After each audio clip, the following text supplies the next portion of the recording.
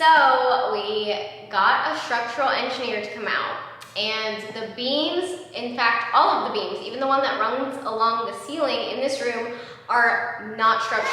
They are simply for decoration. So we're taking these down. Can you see me? No. Okay. I was gonna I can see your knees. Yeah! We're gonna do this and we're gonna do it good.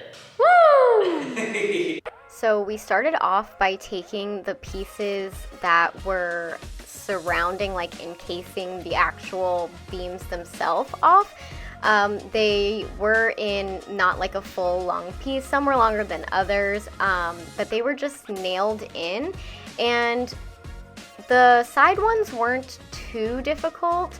We also were kind of shifting which side that we were on because we weren't sure what was the easiest way to get it off, but crowbars and hammers were definitely the best way. Now the undersides of these, for some reason, were just so much more difficult to get off, and they had a lot more nails in them for, I guess, like the size of the wood, so they were a little bit difficult to take off. But the entire time we are trying to keep the wood from cracking or splitting because it is good wood and we do want to use it somewhere else in the house. I'm thinking I might make a table out of it, or you know, definitely use it for another project, and I guess we'll see what happens with that. I might actually also use it to make the fireplace mantle a little bit bigger because I think it's kind of small for the gigantic size of the fireplace. So let me know if you guys have any ideas about what we should use this leftover wood for. Now, hypothetically, even if we weren't trying to save the wood, I would still recommend, if you're going to do a project similar to this, one, that you make sure that they're not structural with a structural engineer.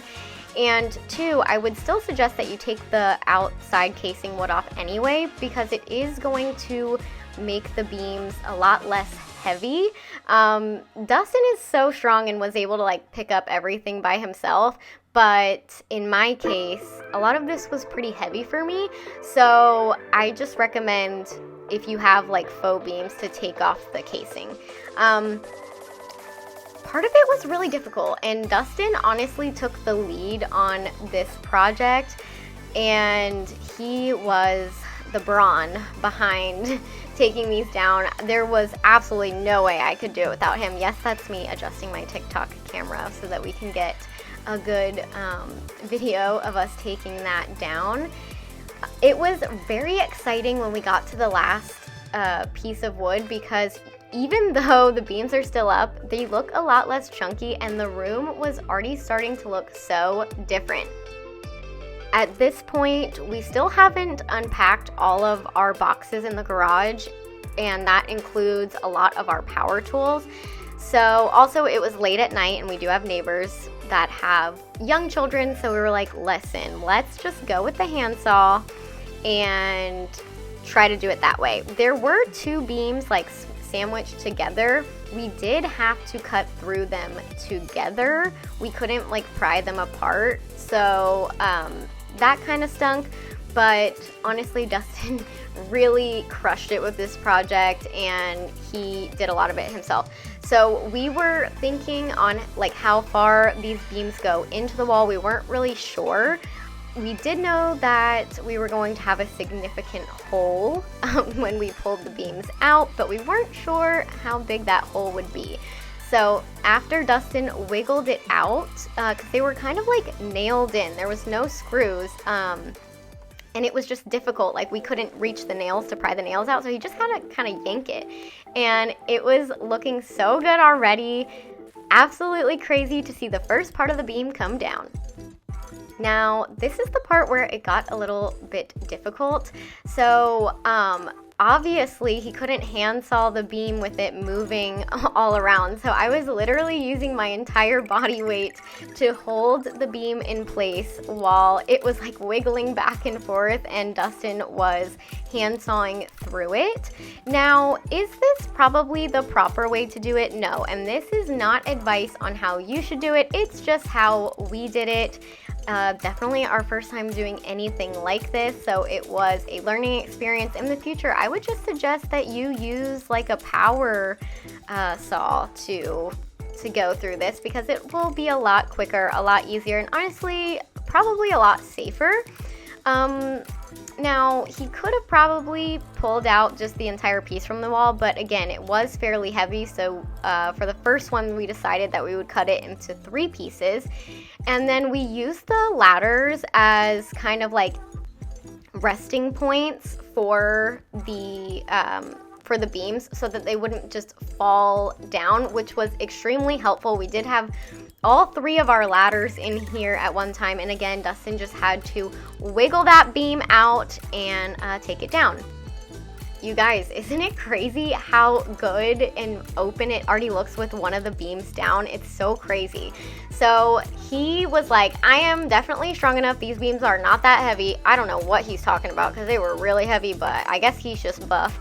And so this time, to make it easier, he just cut it down the middle, and so that he could take it out in 2 pieces.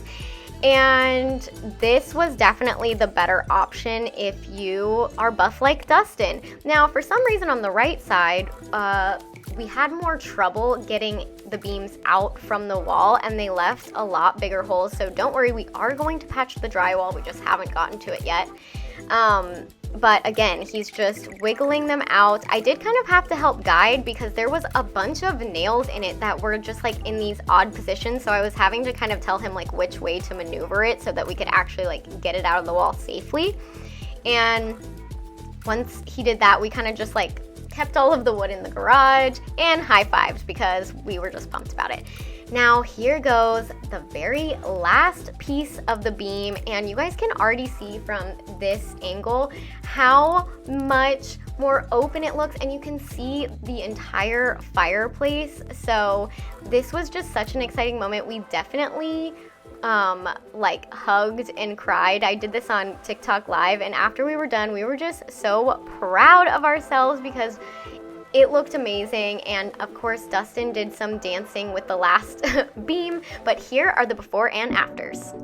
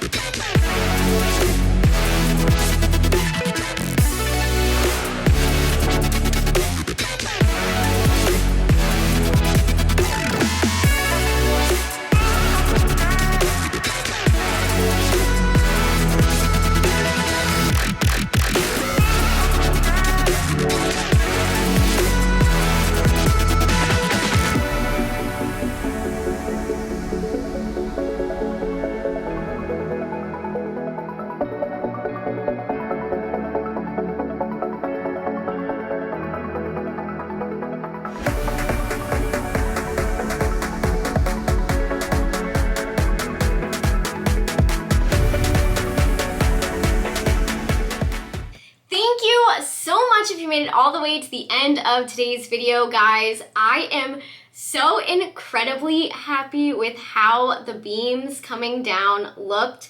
You know, it didn't cost us any money to take them out ourselves, which was really great. It did cost us money to make sure that it was safe to take them out by ourselves, but definitely recommend that if you're looking to do a project that is similar. And I'm so excited. It's looking so much more open. You can see the full fireplace. It made a huge difference. So I'd love to know what project you guys want to see us do next, because we have a lot more in store.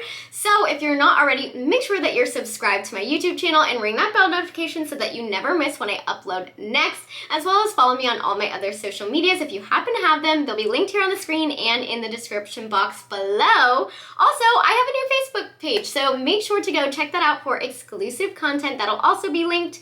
But that's it for me today, guys, and I will see you in the next one.